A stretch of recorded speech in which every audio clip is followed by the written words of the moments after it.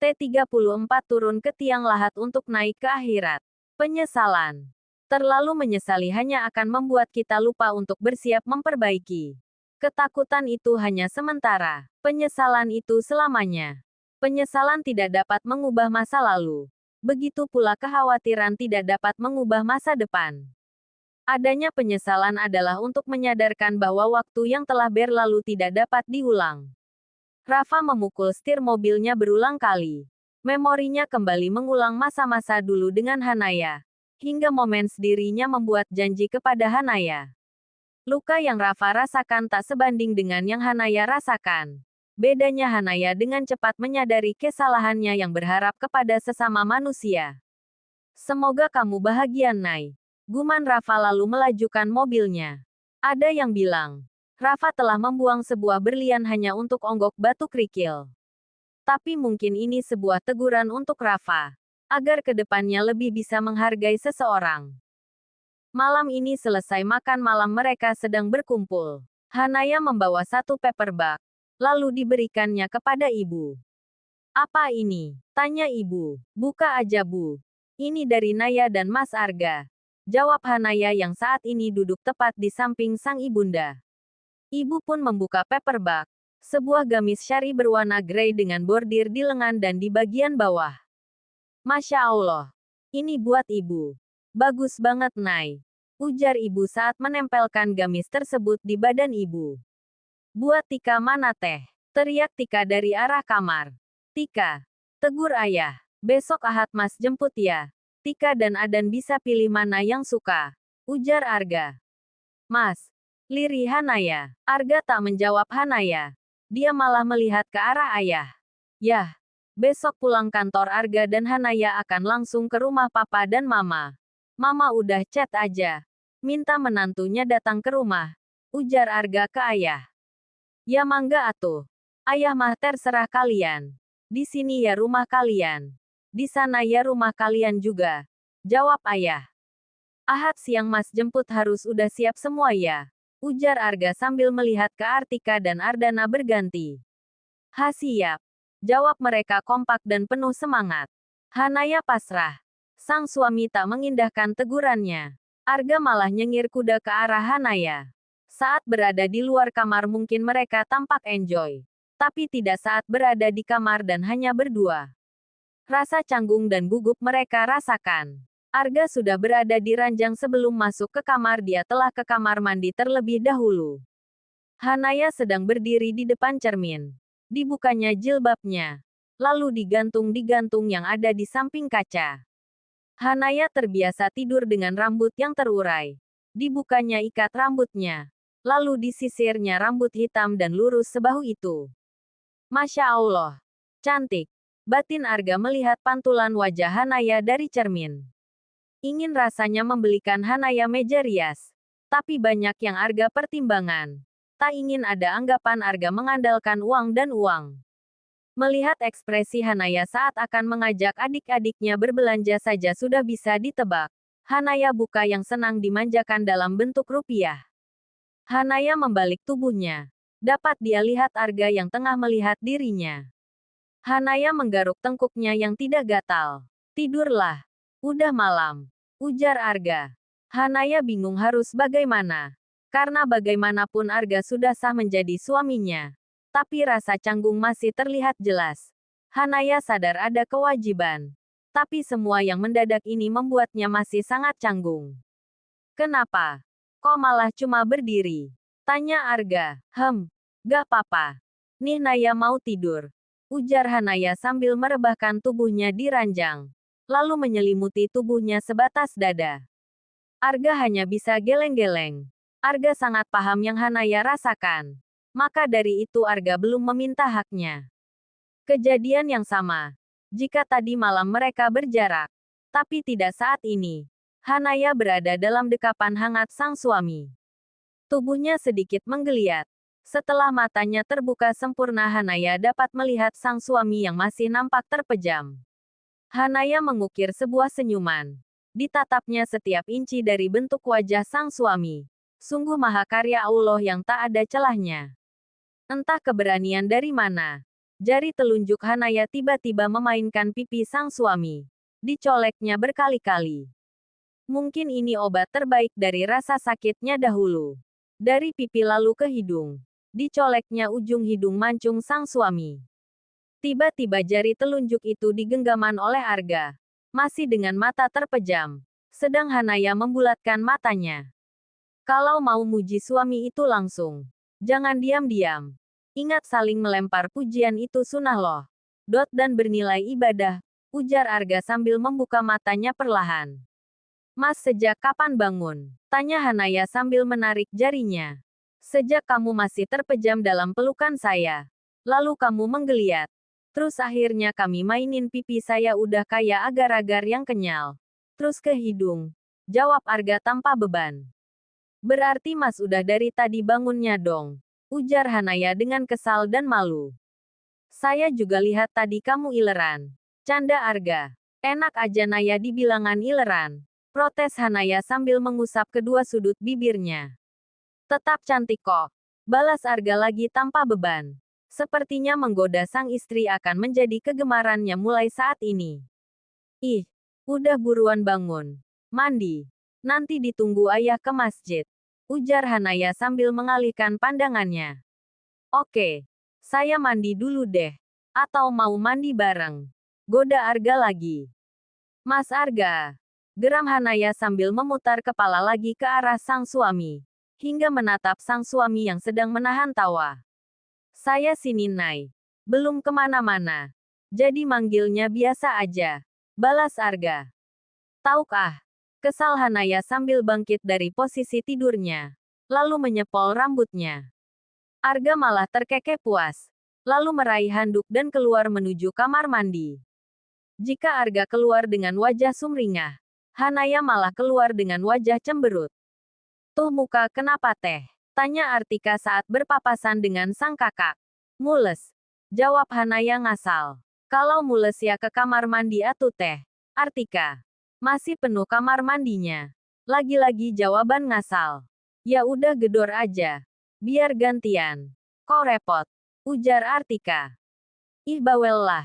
Kesal Hanaya. Teh Naya lagi kenapa sih bu? Tanya Artika. Berebut kamar mandi kali. Jawab ibu tak kalah ngasalnya juga. Hanaya dan Arga sudah berada di kantor. Mulai terdengar desas-desus yang menggelitik di telinga. Karena seperti biasa mereka nampak turun dari mobil yang sama. Tapi itu belum sampai di telinga Arga. Saat Hanaya sedang mengecek email masuk, tiba-tiba 3 sahabatnya datang. Saat berada di hadapan Hanaya mereka dengan kompak memainkan jari telunjuk mereka ke arah Hanaya dan Hanaya hanya bisa nyengir kuda. Mereka bertiga pun masuk ke ruangan Arga. Tapi tidak dengan Hanaya. Tak berselang lama mereka masuk. Telepon kantor berdering. Nai, masuk ke ruangan saya. Ujar Arga to the point. Tanpa menunggu Hanaya mengucapkan salam. Hanaya pun menutup teleponnya lalu menuju ruangan Arga. Ada yang bisa saya bantu pak? Tanya Hanaya dengan formal. Sini. Tunjuk Arga tepat di samping kursinya. Hanaya pun menurut. Dari nada bicara Arga nampak bukan nada bicara antara atasan dan pegawainya. Arga pun memulai pembicaraan. Dimulai dari kejadian di kafe kemarin sore. Lalu Arga menyalahkan video lamaran hingga di mana ayah meminta untuk melangsungkan ijab kabul malam itu juga. Jadi calon istri yang Pak Arga maksud waktu malam itu adalah Hanaya. Tanya Nilam. Betul. Jawab Arga. Winda memanyunkan bibirnya. Pupus deh. Para sahabat malah terkekeh. Tapi Pak kenapa gak diumumkan saja? Agar gak timbul opini yang negatif. Ujar Roy. Semua ketua divisi sudah tahu kok. Cuma saya memang belum mengumumkan secara langsung. Saya rasa gak perlu harus semua tahu untuk saat ini. Jawab Arga. Saya memberitahu kepada kalian karena kalian adalah sahabat istri saya. Tambah Arga. Jadi kami juga harus diam Pak. Tanya Nilam. Ya, kalau ada yang harus saya beritahu. Sayalah yang akan memberitahu. Saat pembicaraan selesai mereka pun keluar. Dan saat sampai di depan meja kerja Hanaya, Nilam dan Widya pun langsung merangkul Hanaya. Ikut bahagia. Ujar Widya.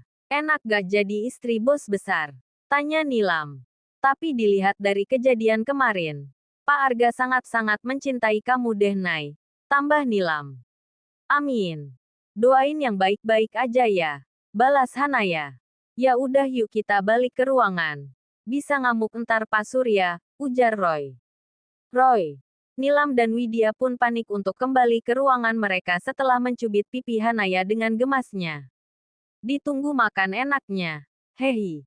Soalnya kemarin sore gatot. Bisik Nilam. Insya Allah. Entah dikabarin. Balas Hanaya. Udah buruan balas email dari perusahaannya Pak Burhan. Ujar Arga tiba-tiba yang sudah ada di depan pintu ruangannya dengan menyilangkan tangannya di dada. Baik Pak. Segera saya balas. Jawab Hanaya dengan ekspresi sedikit kesal tapi bahagia.